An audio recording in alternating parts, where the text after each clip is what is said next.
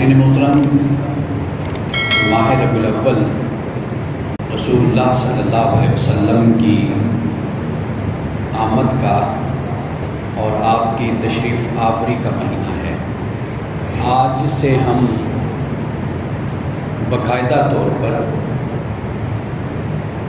رسول اللہ صلی اللہ علیہ وسلم کی آمد و تشریف آوری کے حوالے سے اپنی گفتگو کا آغاز کریں گے۔ آج کی گفتگو ہماری اس حوالے سے ابتدائی گفتگو ہے۔ آپ علیہ السلام کا خاندان اور اس وقت عرب کے حالات، خاندان نبوت جسے ہم کہتے ہیں، آپ کے پردادا، دادا، آپ کے والد ماجد، رشتہ دار، قبائل، خاندان، ان کے حوالے سے ہم آئندہ جمعوں میں تفصیل کے ساتھ بات کریں گے۔ لیکن آج کی ابتدائی گفتگو ہماری اس حوالے سے ہے کہ رسول اللہ صلی اللہ علیہ وسلم جب تشریف لائے تو اس وقت دنیا کے حالات کیا تھے، اس پہ بات کرنا بہت ضروری ہے، اس لیے کہ اسلام سے پہلے رسول اللہ صلی اللہ علیہ وسلم کی جب آمد ہوئی، اس وقت دنیا حضرت عیسیٰ علیہ السلام کے زمانے سے تقریباً 600-700 سال دور ہو چکی تھی۔ حضرت مسیح علیہ السلام کا زمانہ گزرے ہوئے 600 سال گزر چکے تھے۔ تو اس وقت جو دنیا کی حالت تھی، یعنی یورپ کی، عرب کی، ایران کی اور ہندوستان کی، چین کی، وہ حالت یہ تھی کہ وہاں پر مشرکانہ عقائد، یعنی انسان توحید سے دور ہو چکا تھا۔ دو باتیں یاد رکھیے کہ رسول اللہ صلی اللہ علیہ وسلم کی تشریف آوری کے بعد، آپ کی بعثت کے بعد، جب آپ نے نبوت کا اعلان فرمایا اور اس کے بعد 23 سال کا جو عرصہ ہے اور پھر اس کے بعد آج تلک، دو باتیں، ایک کا تعلق عقیدے کے ساتھ ہے اور دوسرے کا تعلق بندوں کے ساتھ ہے۔ رسول اللہ صلی اللہ علیہ وسلم کی بعثت سے پہلے، آپ کی پیدائش سے پہلے یا پیدائش کے بعد، انسانیت ان دو چیزوں کو بھول چکی تھی، ان دو چیزوں کو بھول چکی تھی۔ عقیدے میں سب سے پہلا نقطہ اور پہلی بات وہ عقیدہ توحید تھا۔ انسانیت شرک میں، کفر میں، بدعات میں، خرافات میں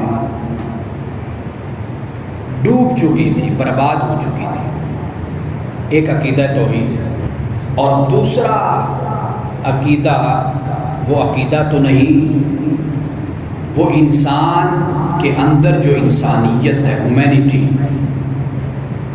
وہ ختم ہو چکی تھی۔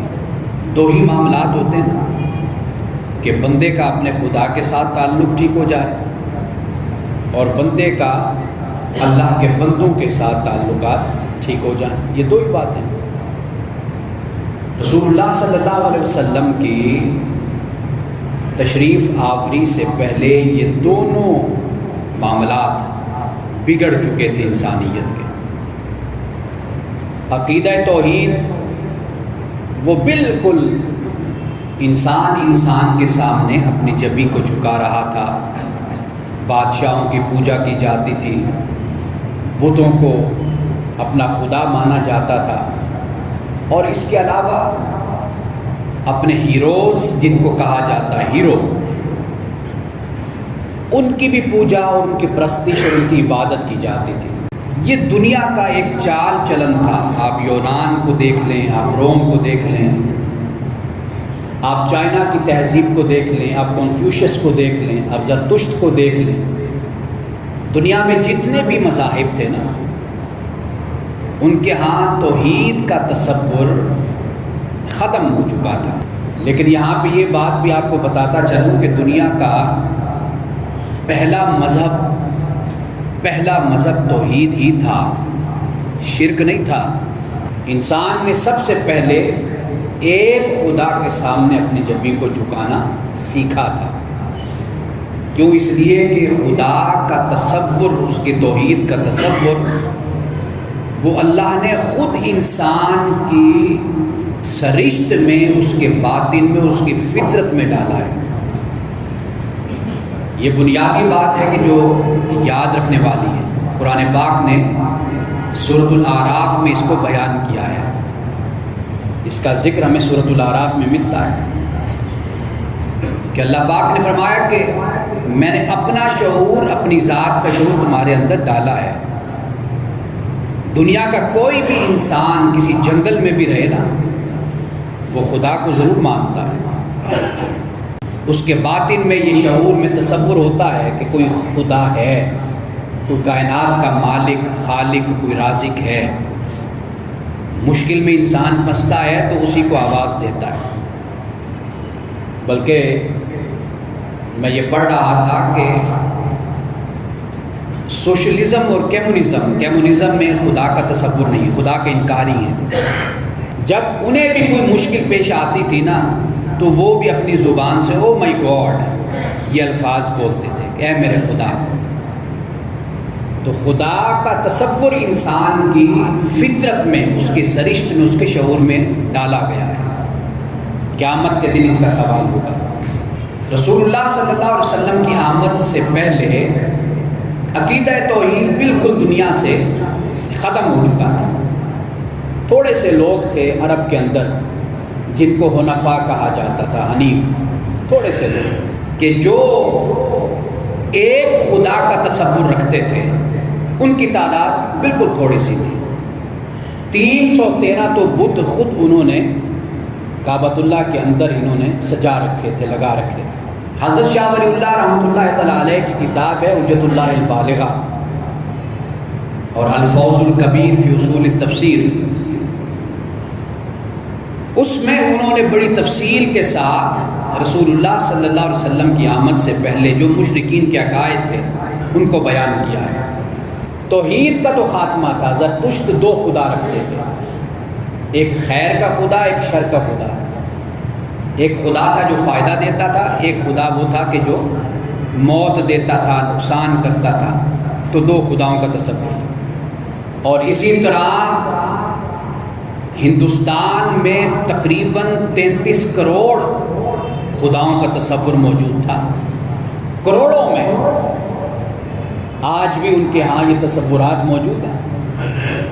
رسول اللہ صلی اللہ علیہ وسلم کے زمانے کی بات کر رہا ہوں، کروڑوں میں خدا تھے ان کے، ہندوؤں کے۔ کرسچینٹی میں تو عقیدہ تثلیث تھا، جسے ہم اقنوم ثلاثہ کہتے ہیں، ٹرینٹی کا تصور جسے ہم کہتے ہیں انگلش میں۔ 3 خداؤں کا تصور تھا، حضرت عیسیٰ علیہ السلام، اللہ کی ذات، حضرت مریم۔ اختلاف یہ ہوا کرسچینٹی میں کہ خدا ایک اللہ ہے، دوسرا عیسیٰ ہے اور تیسرا جبریل ہے۔ ان کے اندر بھی فرقے تھے نا کرسچینٹی میں۔ تو 3 خداؤں کا تصور تھا۔ اللہ کو وہ باپ کہتے تھے، حضرت عیسیٰ علیہ السلام کو بیٹا کہتے تھے، ابن اللہ۔ حالانکہ عبرانی زبان میں جو ابن کا لفظ ہے، ابن کا عربی میں جس کو ہم بیٹا کہتے ہیں، یہ لفظ استعمال ہوتا ہے محبوب بندوں کے لیے، دوستوں کے لیے، مقرب بندوں کے لیے، قربت رکھنے والوں کے لیے لفظ استعمال ہوتا ہے۔ تو ابن اللہ حضرت مسیح علیہ السلام کو اس لیے کہا گیا کہ وہ اللہ کے پسندیدہ، محبوب، مقرب بندے تھے۔ لیکن کرسچینٹی نے آہستہ آہستہ جیسے کچھ 100 سال گزرے، اس کے بعد انہوں نے حضرت عیسیٰ علیہ السلام کو خدا کا بیٹا بنا دیا۔ اقنوم ثلاثہ کا تصور آ گیا۔ یہ رسول اللہ صلی اللہ علیہ وسلم کی آمد سے، تشریف آوری سے پہلے کا زمانہ، اور رسول اللہ صلی اللہ علیہ وسلم کے اعلان بعثت سے، اعلان نبوت سے پہلے کا زمانہ، اور کچھ وقت کے لیے یہ تصورات کہ جنہیں قرآن مجید نے بیان کیا، یہ عقائد باطلہ تھے ان کے، یہ توحید کو وہ لوگ بھول چکے تھے۔ ایک بات تو یہ یاد رکھیے۔ دوسری بات کیا تھی؟ دوسری بات ان کے اندر یہ تھی کہ وہ انسانیت کا سبق بھلا چکے تھے۔ انسان کا انسان سے جو تعلق ہوتا ہے نا، ایک بہترین تعلق، اخلاق کا تعلق، محبت کا تعلق، احترام کا تعلق، جان مال عزت آبرو کی حفاظت کا تعلق، وہ ان کے درمیان ختم ہو چکا تھا۔ یعنی انسانیت کا سبق، انسانیت کا سبق کوئی یورپ نے آ کر نہیں دیا، مغرب نے نہیں دیا۔ انسانیت کا تصور 1500 سال پہلے اسلام نے دیا، رسول اللہ صلی اللہ علیہ وسلم نے دیا تھا۔ عرب کے معاشرے کی صرف اگر ہم بات کریں تو وہاں پر ایسی بدعات، خرافات، رسومات موجود تھی۔ اس زمین پر رسول اللہ صلی اللہ علیہ وسلم کی آمد سے پہلے ایسے معاشرے بھی موجود تھے کہ جو بہنوں اور بیٹیوں سے نکاح کرنا اس کو بھی معیوب اور حرام خیال نہیں کرتے تھے۔ ایسے معاشرے بھی موجود تھے۔ عرب کے اندر جو جہالت کا عالم تھا، بیٹیوں کے حوالے سے، بہنوں کے حوالے سے، بیویوں کے حوالے سے، قرآن مجید پڑھ کر دیکھیے، باپ کی بیوہ سے جو سوتیلی ماں ہوتی اس سے نکاح کرنا ان کے لیے کوئی حرام نہیں تھا، ناجائز نہیں تھا۔ وہ اپنی سوتیلی ماں سے نکاح کر لیتے تھے۔ وراثت میں عورت کو حق نہ دینا یہ ان کا طریقہ تھا۔ غلاموں کے ساتھ حیوانوں جیسا سلوک کرنا یہ ان کی روایت اور طریقہ تھا۔ پوری دنیا میں یہ کلچر موجود تھا الا ماشاء اللہ۔ یونان کی تاریخ پڑھیے، روم کی تاریخ پڑھیے، چین کی تاریخ پڑھیے، ایران کی تاریخ پڑھیے، جس کو فارس کہا جاتا ہے۔ گمراہی میں، دلالت میں، بدعات میں اور شرک میں ڈوبے ہوئے وہ معاشرے تھے جب رسول اللہ صلی اللہ علیہ وسلم کی آمد ہوئی۔ اس وقت یہ دنیا کا حال تھا۔ عرب کے ہاں ہاتھ سے بنائے ہوئے خدا ان کو پوجا جاتا تھا۔ لکڑی کا خدا، گندم کا، آٹے کا، اناج کا خدا بناتے اور بنا کر ساتھ لے کر جاتے، راستے میں اس کی پوجا کرتے رہتے، اس کو سامنے رکھتے، اس کی پوجا کرتے، اور جب بھوک لگتی اپنے خدا کو کھا بھی لیتے تھے، اپنی بھوک بھی مٹا لیتے تھے۔ یہ بھی ایک طریقہ تھا۔ یعنی آپ اندازہ کیجئے کہ انسانی سوچ اور فکر کا اور اس پستی کا اندازہ کیجئے کہ جس کو خدا بنایا اس کو کھا بھی لیا، یعنی ضرورت کے وقت اس کو استعمال بھی کر لیا۔ یہ انسان جب اعتقاد میں، عقیدے میں اور دلالت اور گمراہی میں جب انسان پست ہو جاتا ہے نا، گر جاتا ہے، پھر اس کی یہ حالت ہو جاتی ہے۔ مذہب کو افیون کہا جاتا ہے نا، کہ جو مذہب ہے یہ کیا ہے؟ افیون ہے، نشہ ہے یہ۔ اسلام اسی نشے کو توڑتا ہے۔ اسلام تفکر کی، تدبر کی، تعقل کی بات کرتا ہے کہ سوچو سمجھو چیزوں کو، قبول کرو پھر قبول کرو، ایسے نہیں قبول کرنا۔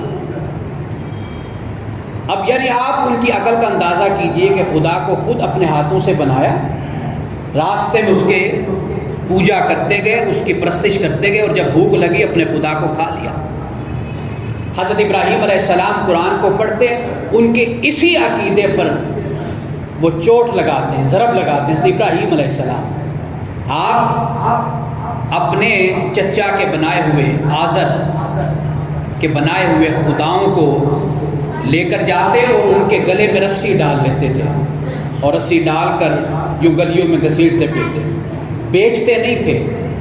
یعنی چچا تو دیتے تھے نا کہ بیچو جا کر، تو وہ گلے میں رسی ڈال کر گلیوں میں گھسیٹتے پھرتے اور لوگوں سے کہتے، لوگوں یہ ہیں تمہارے خدا جن کو تم خود خریدتے ہو، پھر ان کی پوجا کرتے ہو، ان کی پرستش کرتے ہو۔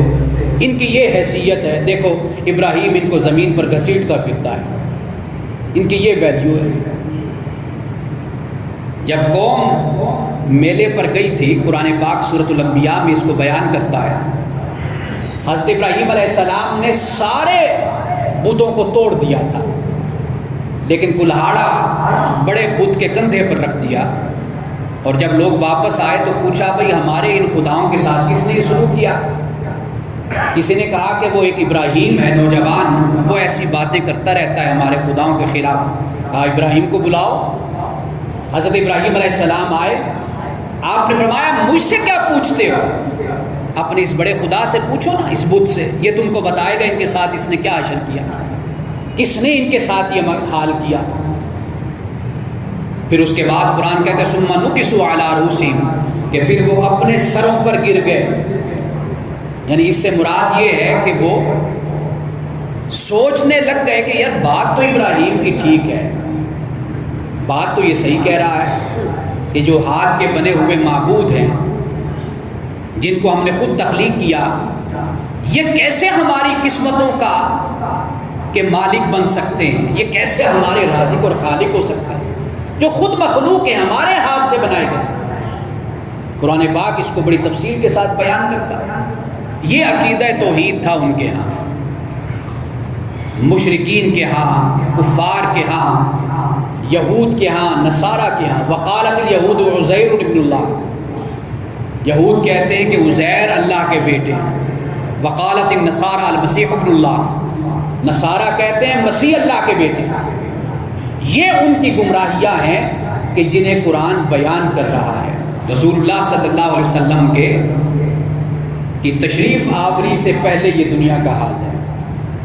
انسانوں کا معاملہ یہ تھا، 50 سال تک تو جنگیں ہوتی رہتی تھی، یہ جہالت تھی، 50 سال تک۔ جیسے ہمارے ہاں مقدمے چلتے رہتے ہیں، باپ کا پھر دادا، دادے کا پوتا، پھر پڑ پوتا، یہ سلسلے چلتے نا ہمارے یہاں۔ یہ جو مقدمات زمینوں کے، مکانوں کے، یہ جو پلاٹوں کے کوئی فوجداری مقدمات ہوتے ہیں، قتل و غارت کے، آپ دیکھیے نسل در نسل چلتے رہتے ہیں۔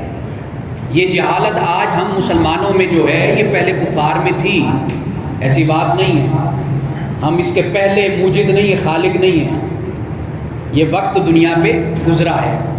لیکن بدقسمتی یہ ہے مسلمانوں کی کہ جس پیغام کے ہم مخاطب ہیں، ہم خود اس کی خلاف ورزی کرنے والے لوگ ہیں، ہم خود اس کی خلاف ورزی کرنے والے لوگ ہیں۔ تو انسانیت پر یہ وقت گزرا ہے 50-40 سال۔ الطاف حسین حالی کو پڑھی ہے، مسدس حالی، اس میں وہ یہ بیان کرتے ہیں کہ کبھی پانی پینے پلانے پہ جھگڑا، کبھی گھوڑا آگے دوڑانے پہ جھگڑا، اس طرح جنگیں ہوتی تھی 40 سال۔ یہ تاریخ ہے انسانیت کی۔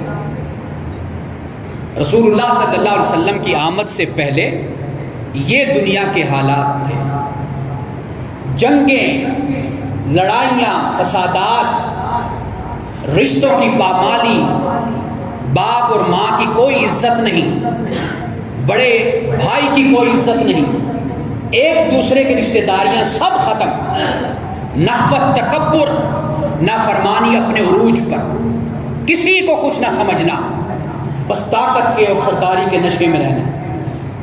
یہ ظلم کا وقت انسانیت نے دیکھا ہے۔ رسول اللہ صلی اللہ علیہ وسلم کی آمد سے پہلے یہ ساری گمراہیاں، بدعات، یہ خرافات، یہ دلالت، یہ سب کچھ کائنات میں، دنیا میں موجود تھی۔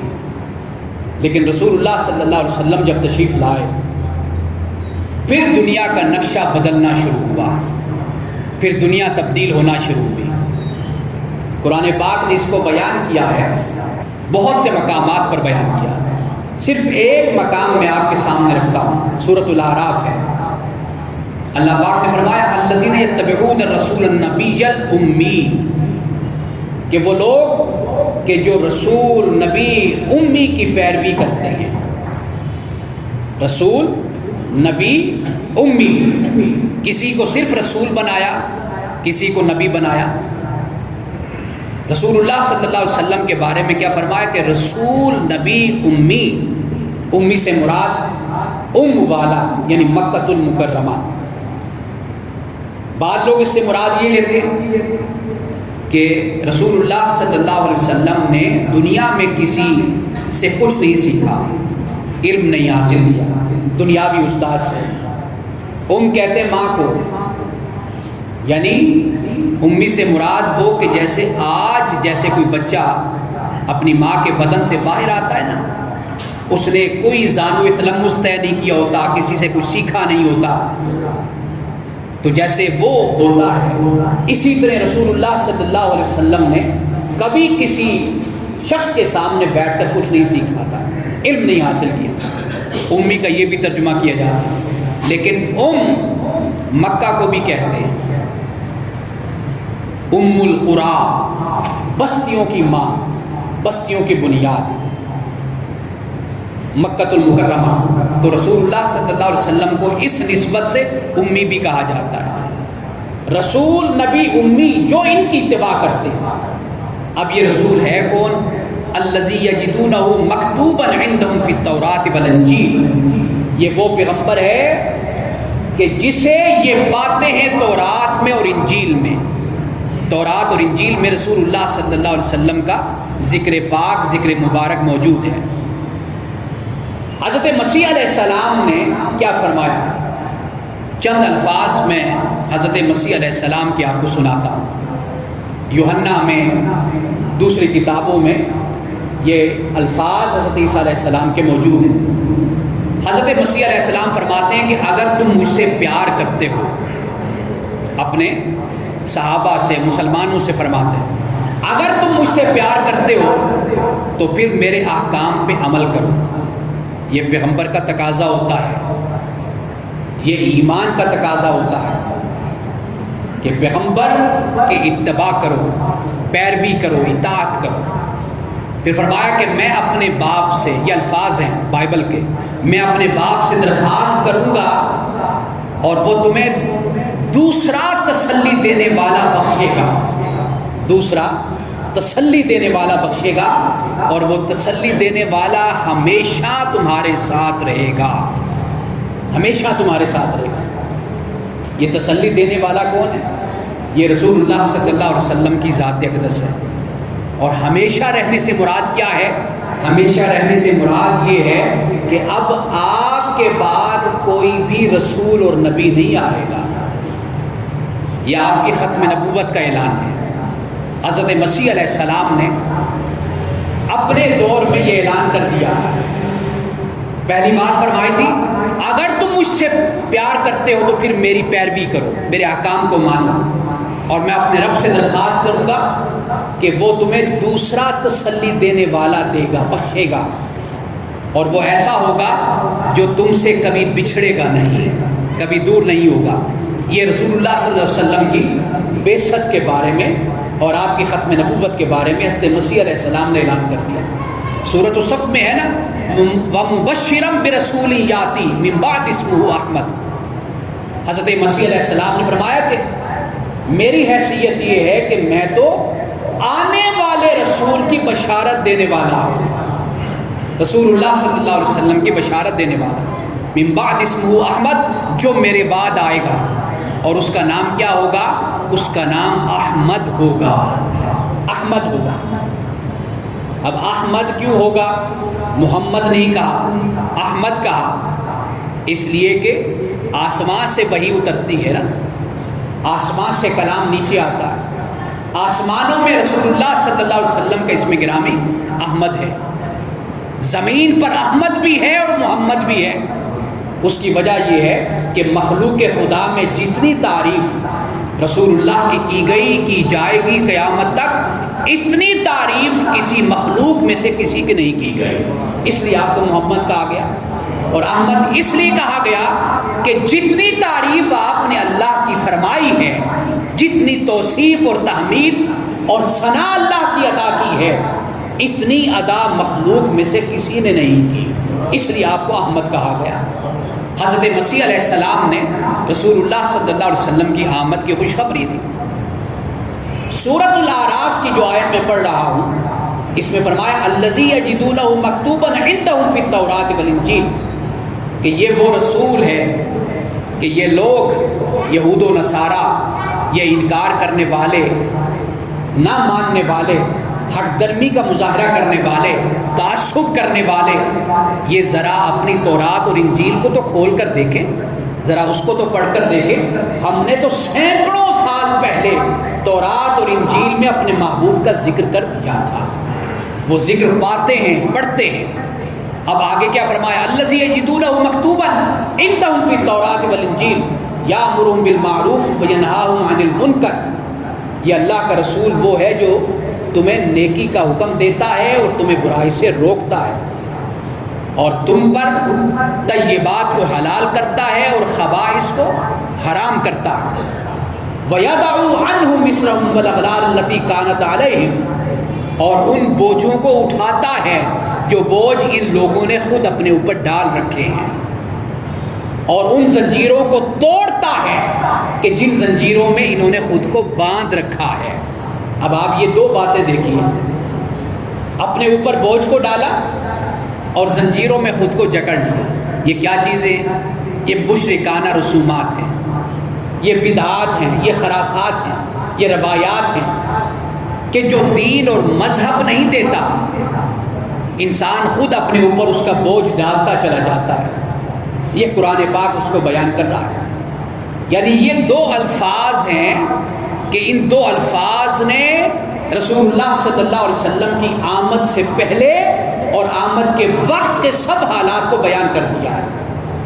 وَيَدَعُ عَنْهُمْ إِصْرَهُمْ، کہ یہ رسول صلی اللہ علیہ وسلم ان سے بوجھ کو اٹھاتا ہے، ان کی زندگی کو آسان بناتا ہے۔ آپ نے فرمایا کہ الدین یسر، دین کیا ہے؟ دین تو سراسر آسانی کا نام ہے، دین تو مشقت کا نام نہیں ہے۔ اللہ اتنا بوجھ ڈالتا ہے جتنا بندہ اٹھا سکتا ہے، لا نکلف نفسا الا وسعها، اللہ اتنا بوجھ ڈالتا ہے جتنی انسان کی وسعت ہوتی ہے۔ 5 وقت کی نماز پڑھ سکتا ہے، اللہ نے یہ فرض کر دی۔ 30 روزے رکھ سکتا ہے، 29 اللہ نے وہ فرض کر دیے۔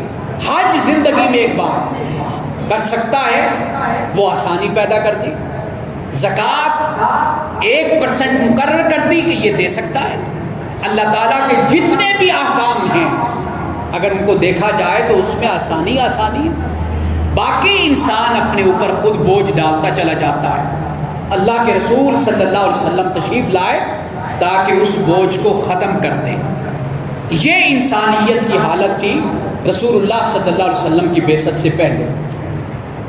آپ کی آمد سے پہلے عرب کا معاشرہ ہو یا دنیا کے دوسرے معاشرے ہو، وہاں پر یہی حالات تھے۔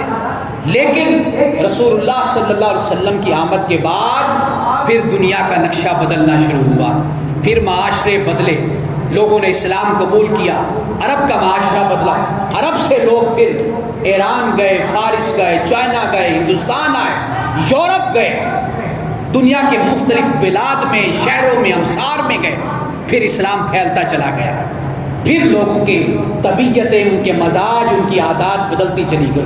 یہ پھر اسلام کے اثرات ہیں۔